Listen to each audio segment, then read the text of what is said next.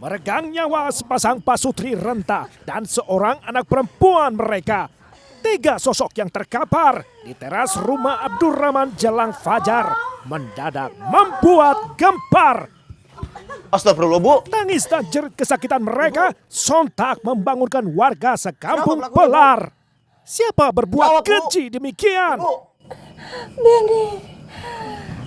Benny pelakunya. Ketiga korban berjuang untuk bisa bertahan, sementara malaikat maut sudah menunggu di teras depan. Hubungi polisi. Nama Benny terus diucapkan, lelaki yang punya kedekatan dengan para korban. Ia menantu si pasutri lansia, sekaligus suami anak perempuan mereka. Lantas, apa duduk perkaranya? Inilah Rajapati, ikuti kisahnya sesaat lagi.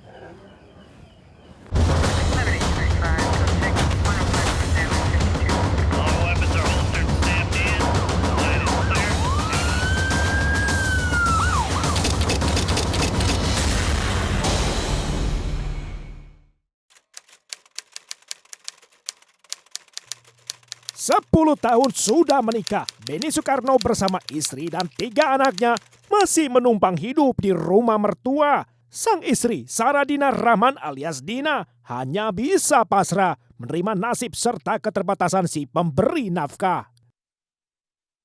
Dengan Benny bekerja serabutan, duit hasil keringatnya pun hanya cukup buat makan. Selebihnya orang tua Dina yang menutupi kekurangan. Mas, aku minta uang belanja dong. Uang. Iya. Kamu itu kan kemarin baru aku kasih uang. Hah? Masa udah habis sih? Uang belanja yang kamu kasih udah aku pakai lah Mas buat belanja. Terus juga dibeli kebutuhan anak-anak sekolah kok. Aku speser pun juga nggak ambil Mas. Sekolah? Sekolah apa? Kebutuhan apa? Hah? Kalau buat buku, anak kamu kan bisa pinjem buku sama teman-temannya, ya kan? Nah, kalau misalkan kita nggak bisa beli lauk pauk buat makan, gimana kita mau makan? Hah? Mas, Bapak Ibu juga nggak keberatan kok buat berbagi sama kita Mas. Bapak Ibu? Kamu bilang apa? Hah? Kamu bilang Bapak Ibu rela berbagi sama kita. Kamu dengar nggak? Kamu mikir ya, aku tuh udah males tinggal di sini. 10 tahun kita tinggal di sini, 10 tahun. Aku nggak bisa tinggal di sini terus-terusan sama mertua. Dengar nggak kamu? Iya, aku dengar. Pokoknya gini ya, aku mau berangkat ke Surabaya. Jadi kamu sama anak harus ikut sama aku. Aku nggak bisa tinggal di sini, aku nggak bisa cari uang di sini, aku nggak bisa cari kerja di sini. Jadi kamu sama anak-anak harus ikut aku ke Surabaya. Tapi Mas, kenapa kita harus ikut ke Surabaya juga Mas? Terus gimana dengan sekolah anak-anak? Hah? Terus kita mau tinggal di mana Mas? Setiap kali terjadi pertengkaran, Benny suka ringan tangan. Kopi apa nih? Hah? Emang gak ada gula? Gak ada gula? Gulanya habis Mas. Aku lupa bilang, maaf Mas. Kamu mau ngeracunin aku ya? Hah? Jawab! Enggak Mas, aku kamu ngeracunin kok. Kamu mau ngeracunin aku bener ya? Hah? Enggak. Kamu ngeracunin! Mas, aku gak mau ngeracunin Mas. Enggak sama sekali. Gak mau ngeracunin kamu Mas. Aku minta maaf. Kamu denger ya? Biarin tau gak? Biar kamu tuh belajar. Kamu tuh harusnya mikir. Mikir! Aku salah apa tiba sama kamu Mas? Ya Allah. Dina, Ibu. Aku minta maaf. Maafin aku ya Bu. Aku salah. Hal ini pula yang jadi alasan Dina bila menolak usulan Benny pindah ke Surabaya, yakni kekerasan dalam rumah tangga. Dan satu-satunya tempat perlindungan Dina hanyalah keluarga. Gemblung, mantu edan. Udah nggak kerja, nyakitin anakku terus kok. Walah, Ibu maafin aku ya. iya. Dasar. Gak tanggung jawab kok. Anakmu ki urusin, istrimu ki. Apa tuh kok? Tak gelem kerja, pengangguran. Udah Ibu, udah Bu. Makan turu, mangan turu. Udah Bu. Udah. Gak kelar-kelar anakku disakiti kok. Udah Bu. Dasar. Mana orangnya? Awas kok ya. Ngajar. Kamu sih Sabar bener jadi anak. Wah, punya suami kayak gitu. Bu ya diem aja.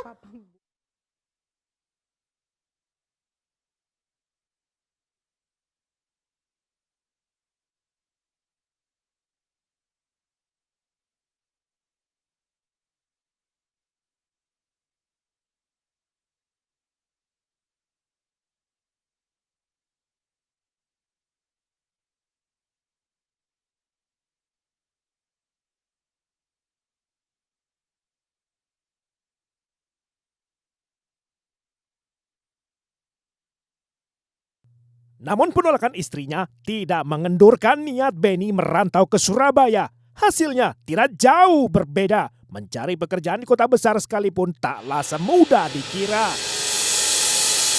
Benny kembali bekerja serabutan, termasuk menjadi juru parkir jalanan.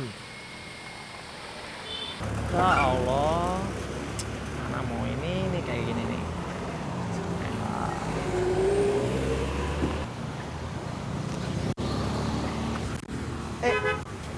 Pak. Pak. Maju, Pak. Pak. Maju nih, Pak. Pak. Terus, Pak. Terus. Makasih, Pak ya. Ya, lanjut, Pak. Makasih, Pak. Alhamdulillah, ya Allah. Kurban 5.000.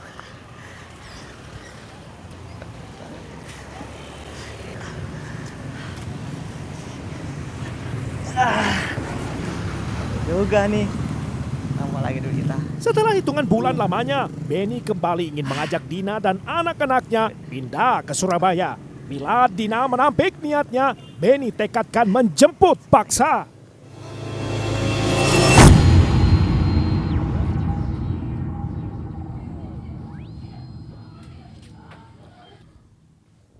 Lelah selalu ditolak Dina, Benny pun nekat menjemput istrinya. Benny berencana membawa istri dan anak-anaknya diam-diam tanpa sepengetahuan kedua mertuanya.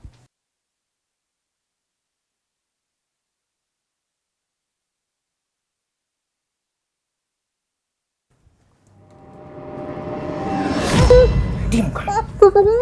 Ini aku Benny. Ya, kamu gak usah bersuara. Hari ini kita sekarang juga berangkat ke Surabaya ya. Ya. Udah kamu ikut aku. Diam kamu, diam. Sekarang kita berangkat ke Surabaya. Aku nggak mau, Mas. Aku nggak mau.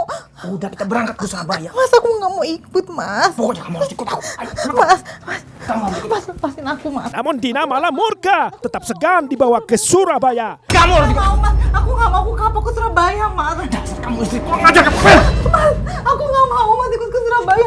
Mas, Kamu harus ikut aku. aku kapok. Udah Mas. jangan banyak tanya. Udah. Mas, aku cukup ke Surabaya. Mas, Ikut aku, ayo, Ibu udah. tolong. Aku nggak mau, Mas. Aku nggak mau, lepasin aku. Udah cepet ikut aku. Apaan sih? Mas, aku nggak mau, Mas. Enggak. Kamu harus ikut aku. Mas, lepasin aku. Ikut aku cepet. Ayo. Aduh, Kemana Om? Lepasin. Mau kemana Om? Dia kesakitan itu Om. Kamu gak usah ikut campur ya. Ini urusan rumah tangga saya. Riuh pertengkaran Benny dan Dina hingga mengundang perhatian tetangga, juga Saya harus adik bawa dan pergi dia, Bu. ibunya yang pulang ke rumah. Ibu tolongin aku. Jangan Om. Diam ya. Kenapa sih Ibu selalu ikut campur urusan kami? Hah? Kenapa sih Bu? Dia ini istri aku Bu.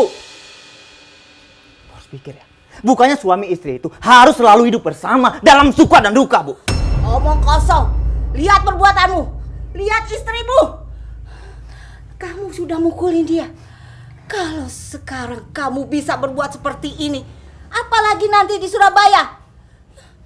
Apa kamu bisa menjamin kalau nanti kamu tidak menyakiti Dina dan cucuku? Omong kosong apanya Bu? Hah? Omong kosong apanya Bu? Ibu nggak tahu ya, selama aku kerja setahun di Surabaya, Bu, dia udah selingkuh, Bu. Aku udah lihat dengan mata kepalaku sendiri, Bu. Hah? Jadi sekarang dia juga harus ikut aku ke Surabaya. Akhirnya Benny membongkar rahasia. Dina tak bisa berkata-kata bila Kalau sampai dirinya kamu memang nggak ikut tertarik aku ke pada Surabaya. lain pria. Hah? Kalau sampai kamu nggak ikut aku akan habisin semua keluarga kamu. Aku akan bikin mati semuanya.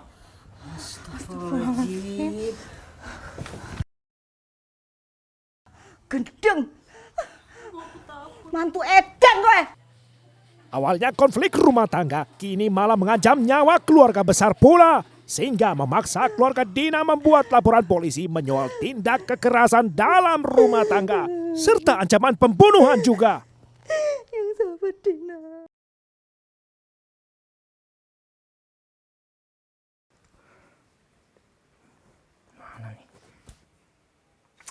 Kemana sih dia nih? 3 bulan pasca peristiwa, ambisi Benny belum juga mereda. Justru ia lebih bernafsu memboyong Dina ke Surabaya. Ayo dong, angkat dong.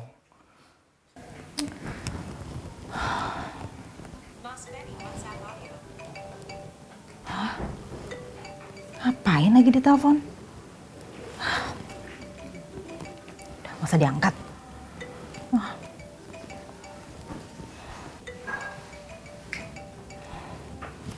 Ngapain sih di telepon-telepon?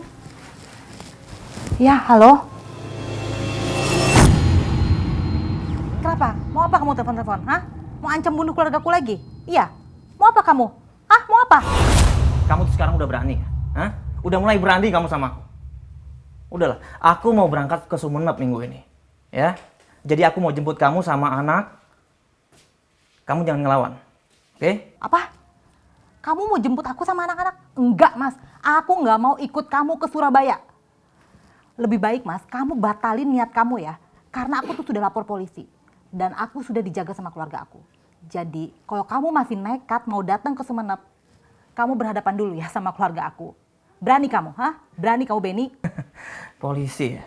Hah? Aku tahu, ya aku tahu. Aku sekarang lagi dicari sama polisi. Aku nggak takut.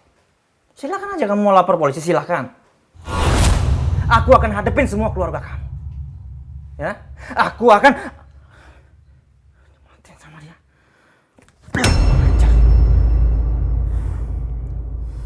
Emang istri nggak tahu diuntung ya. Diancam Benny, Dina bukannya gentar malah balik menantang lagi. Manakala mendidih emosi, niat Rajapati semakin nyata dalam benak seorang Benny.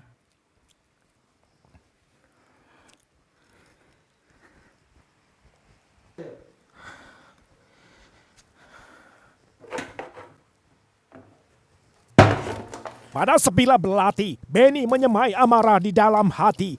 Luapan emosi kian tak terkendali ketika Benny mengingat perselingkuhan Dina yang mengiris-iris hati.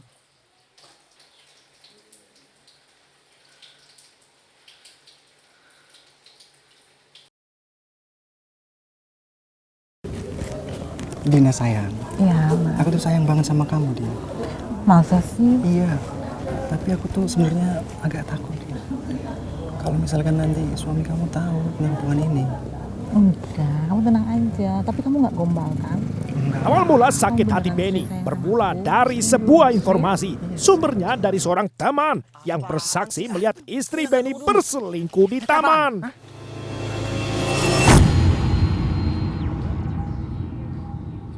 Awalnya Benny tak percaya, sampai akhirnya Benny melihat langsung dengan matanya istrinya Saradina Rahman telah mendua.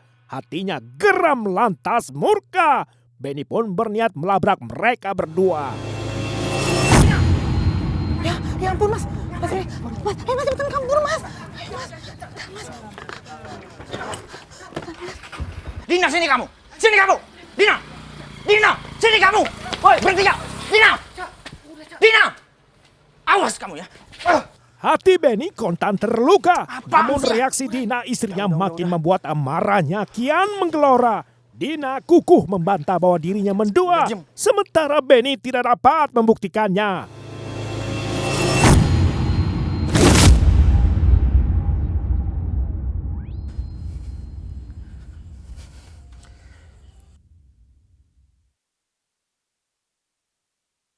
Sebelum meninggalkan kota Surabaya, Benny sudah menyiapkan segalanya, termasuk pisau alat senjatanya. Ia berangkat menuju Madura, hendak memboyong istrinya Dina dan 3 anaknya, meski harus dengan cara paksa.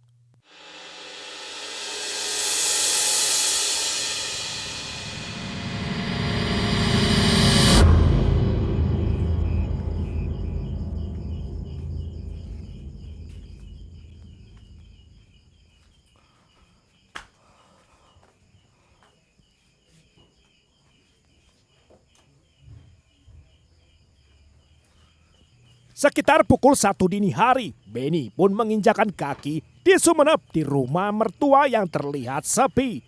Benny mengatur strategi, mencari cara menyelinap masuk rumah tanpa diketahui. Kemudian akhirnya ia mendapat inspirasi.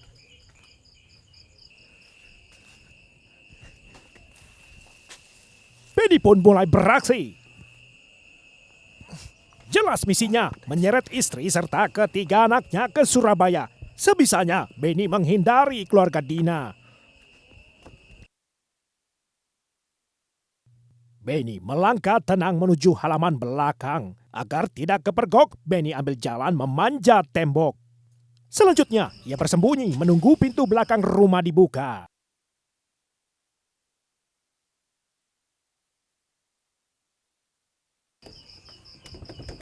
Benny menunggu berjam-jam sampai pintu belakang dibuka. Ia hafal benar kebiasaan penghuni rumah mertua, yakni membuka kunci pintu belakang bila fajar menjelang.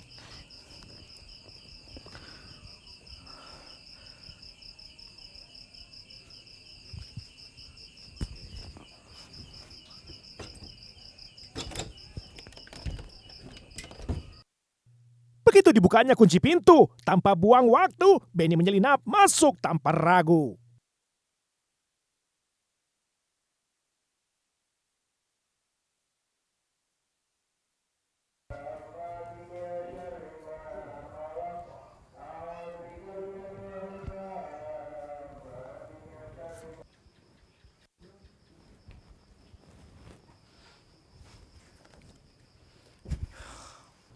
Ternyata Dina yang membuka kunci pintu belakang sebab Dina mengantar anaknya ke kamar mandi belakang.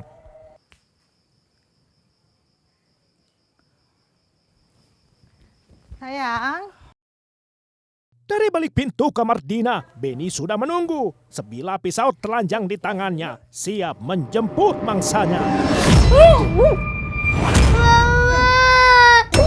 Diam. Maka pecahlah aksi Raja Padi. Benny Soekarno kalah tak terkendali.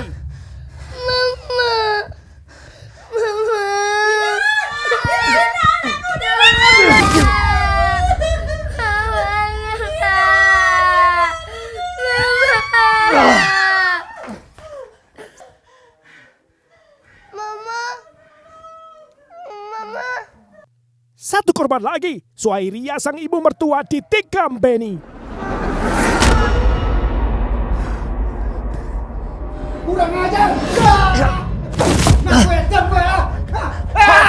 Bapak mertuanya yang ikut campur, segera saja kepayahan digempur.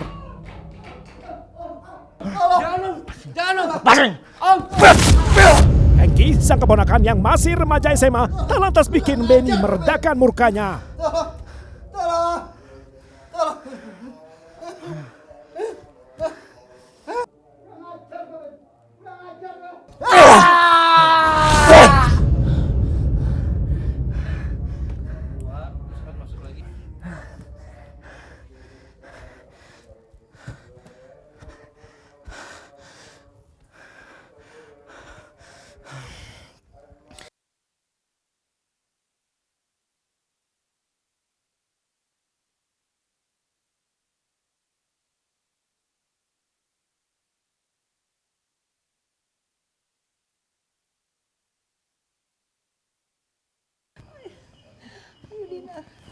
Dengan sisa tenaga, ketika korban minta pertolongan warga, namun sesampainya di teras, mereka jatuh lemas, ambruk meringkuk.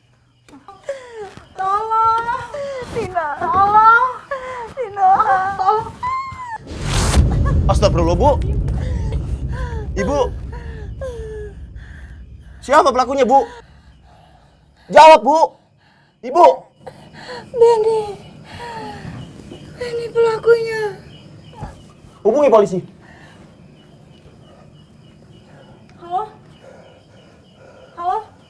Halo polisi. Di sini ada kejadian, Pak.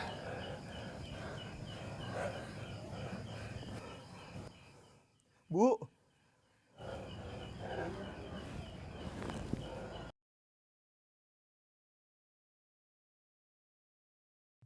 Rumah Abdurrahman mendadak penuh keramaian. Warga Kelurahan Bangselok, Sumeneb, Madura dibuat gempar oleh kabar malapetaka. 3 nyawa Abdurrahman, istrinya Suhairia, dan anak perempuan mereka Dina ditemukan bersimbah darah sudah tak bernyawa.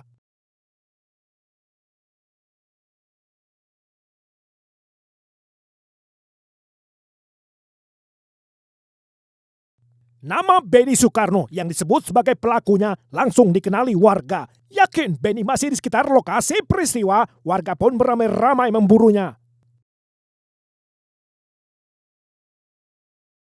Seorang korban berhasil selamat, yakni cucu Abdurrahman Suhairia bernama Hengki Turnando Viryono alias Nando dengan luka tusuk di dada. Selama masih menjalani perawatan, Nando yang masih siswa SMA dijaga pihak kepolisian. Sementara ketiga jenazah Abdurrahman Suhairia dan Saradina dimakamkan berdampingan di pemakaman umum Kelurahan Bangselok, Sumeneb, Madura.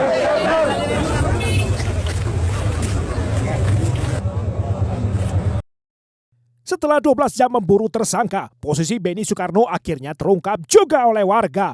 Menurut laporan saksi mata, Beni bersembunyi di plafon lantai 2 sebuah rumah milik tetangga, masih di lingkungan lokasi peristiwa. Secara tidak sengaja, ia melihat Beni turun dari plafon ke dapur untuk mengambil air minum selepas senja. Beni kausan rupanya. Lantas saja aparat Polres Sumeneb yang tiba meringkus sekaligus mengamankannya. Beni Soekarno pun ditetapkan sebagai tersangka dengan jerat pidana melakukan kekerasan terhadap anak dengan utamanya pembunuhan berencana. Hengki Turnando Viryono menjadi saksi hidup perihal kekejian aksi sang paman ibarat kurir pengantar maut. Ketika korban satu persatu dihabisi oleh Beni tanpa ragu apalagi surut. Saya tidur, setelah saya buka mata, dia lewat di depan saya.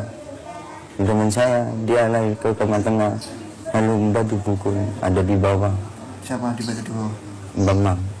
Bambang lawan nggak? Ya cuma nangkis. Nangis ya? Ya. Bambang ditusuk berapa kali nggak? Ya nggak tahu, cuma nyatnya ditusuk. Oh, kalau Nando sempat ditusuk juga? Ya. Oh, jadi gimana tuh? Habis musuh Bambang, Nando diapain? Saya bilang membuang ditusuk. Nusuknya gimana? Begini. Ini ya? Ya. Sementara pihak keluarga mengungkapkan satu lagi persoalan, bahwa perbuatan dan ancaman pembunuhan dari tersangka sejatinya jauh hari telah dilaporkan. Namun polisi tidak menuntaskan penyelidikan dengan alasan tidak dapat dilakukan pemberkasan karena Beni selalu mangkir dari pemanggilan. Pihak keluarga sungguh menyayangkan bila mana laporan kekerasan dalam rumah tangga itu diteruskan, diyakini bisa mencegah aksi pembantaian. Puncaknya, 7 Juni 2016 duduk di kursi terdakwa, Beni, pria asal Tanah Merah Bangkalan, Madura, mendengarkan amar putusan Majelis Pengadilan Negeri Sumeneb, Madura. Hakim Ketua Arlandi Triyogo yang membacakan putusan menyatakan Beni terbukti bersalah melakukan pembunuhan berencana sehingga menjatuhkan hukuman pidana mati. Setelah palu hakim diketukkan, lewat kuasa hukumnya, Beni memintakan banding diajukan. Upaya untuk meringankan hukuman terdakwa ditempuh melalui proses panjang hingga tingkat kasasi Mahkamah Agung jalannya. Akhirnya, Majelis Hakim Agung meringankan hukuman terdakwa dari pidana mati menjadi pidana seumur hidup di penjara.